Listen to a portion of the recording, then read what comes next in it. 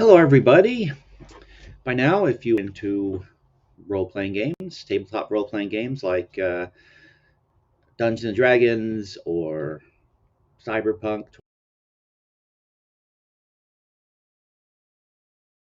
Star Wars D6, or even D&D 5th edition, you've probably seen the announcement that's up by my beautiful hairy face. Wizards of the Coast is not going to be deauthorizing the Open Gaming License 1.0a. They are also going to be releasing the entirety of the Standard Reference Documents 5.1 under Creative Commons license. And then they say you choose whichever you prefer to use. I think this is a good development, as you can probably tell from the negative comments and videos I've made the last few days, if you are a regular viewer in these parts, or even seen me on other people's channels making snarky comments about it. And actually, this was called to my attention by somebody making a snarky comment about my snarky, a snarky comment to my snarkily toned announcement of the release of the latest New Love Games project, The Enchanted Dagger. But I want to, and again, once again, doing the most professional broadcast on YouTube, I do want to look at the actual posting that they put up. I haven't looked at the details yet, so I just put those up on the screen, and I'm going to be reading them here as it's recording. But overall, I think this is, well, for my purposes at least, it seems like a good thing, because I can keep doing the little D20 Modern or OGL Modern products I've been releasing over the last few years. And hey, I might even do an illustrated edition of James Desborough's 100% public domain RPG that he got out in record speed in response to, I think it was basically in response to the morality clause that was attached to 1.2. If you could even call it that. Anyhow, the full statement that they released 4 hours ago, as I record this, made by Kyle Brink. It's titled OGL 1.0a and Creative Commons.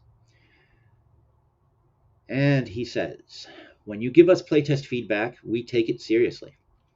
Already more than 15,000 of you have filled out the survey. Here's what you had to say. Or here's what you said. I guess I shouldn't put words in the guy's mouth.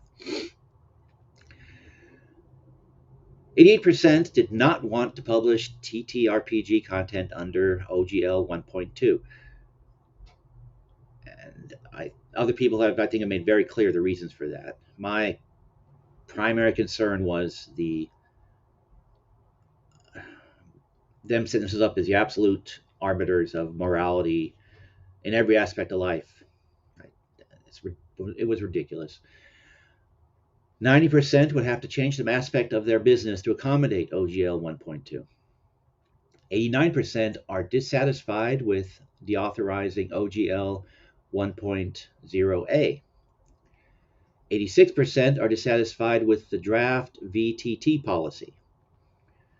62% are satisfied with including System Reference Document, SRD, content in the Creative Commons, and the majority of those who were dissatisfied asked for more SRD in Creative Commons. Yeah, this is a shot in the dark. This, again, just my opinion on it. What those who were dissatisfied were probably dissatisfied with was the fact that Wizards of the Coast seems to be claiming that mythological creations, that Egyptian gods, Norse gods, all the ancient pantheons were part of their intellectual property, as were concepts like elves and dwarves and so on and so forth. And yeah, while their expression of those in particular settings and even particular stat blocks, I suppose, is theirs, it was ridiculous for them to sort of say elves in D&D, generic elves in D&D is intellectual property. No, the Sylvanesti are intellectual property. The Drow are in the Drow as they are portrayed in D&D and in Forgotten Realms. That's intellectual property. An elf is not. But Mr. Brink continues. These live survey results are clear. You want OGL 1.0A. You want irrevocability. You like Creative Commons. The feedback in such high volume and its direction is so plain that we're acting now.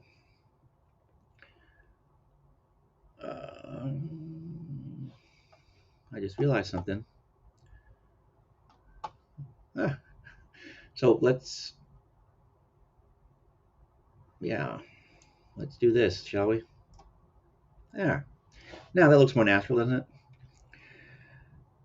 So OGL 1.A is being left in place, untouched. And they're making the entirety of SRD 5.1 available under Creative Commons license. And the third point here is you choose which you prefer to use, like was on that graphic that I had up originally. He continues, this Creative Commons license makes the content freely available for any use. We don't control that license, and we cannot alter or revoke it. It's open and irrevocable in a way that doesn't require you to take our word for it. And its openness means there's no need for a VTT policy. Placing the SRD under Creative Commons license is a one-way door. There is no going back. Our goal here is to deliver what you wanted. So, what about the goals that drove us when we started this process? We wanted to protect the D&D play experience into the future. We still want to do that with your help. We're grateful that this community is passionate and active because we'll need your help protecting the game's inclusive and welcoming nature. We wanted to limit the OGL to TTRPGs. With this new approach, we are setting that aside and counting on your choices to define the future of play. And let me scroll a bit so I can continue reading. Here's a PDF of SRD 5.1 with the Creative Commons license. Simply by publishing it, we place it under an irrevocable Creative Commons license. We'll get it hosted in a more convenient place next week. It was important to us that we take this step now, so there's no question.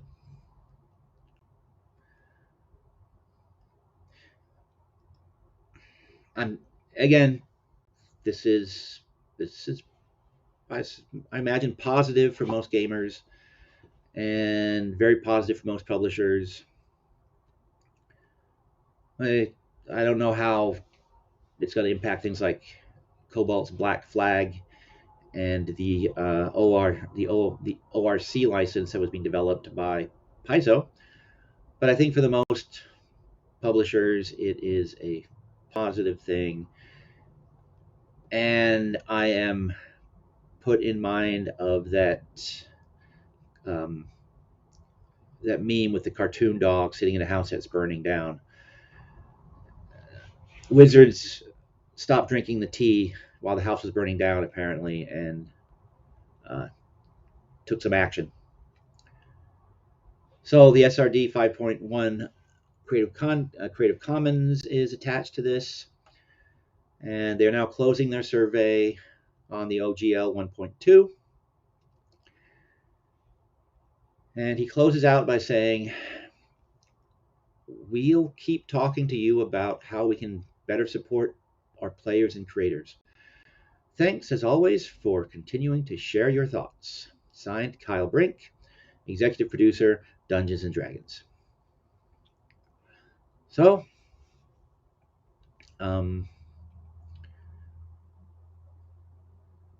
yeah, it's a good thing. At least I'm having a hard time seeing what could possibly be a downside, other than, and I will keep saying this forever and ever and ever,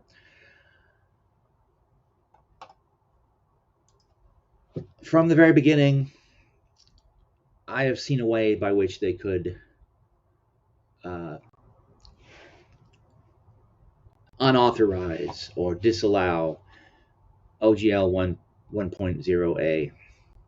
Again, they didn't go with that path, and I'm not a lawyer, so maybe I was just seeing a shadow on the wall where there wasn't one.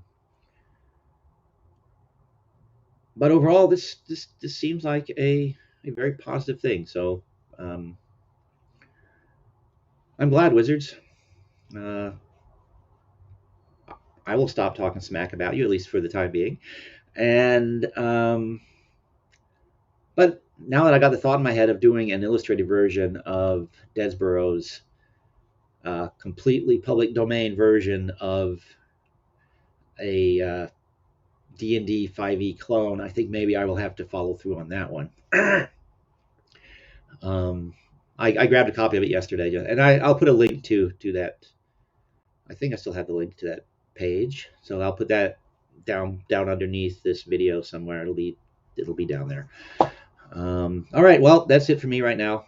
Thank you for watching. If you lasted this long, yay OGL 1.0a. I will keep doing my little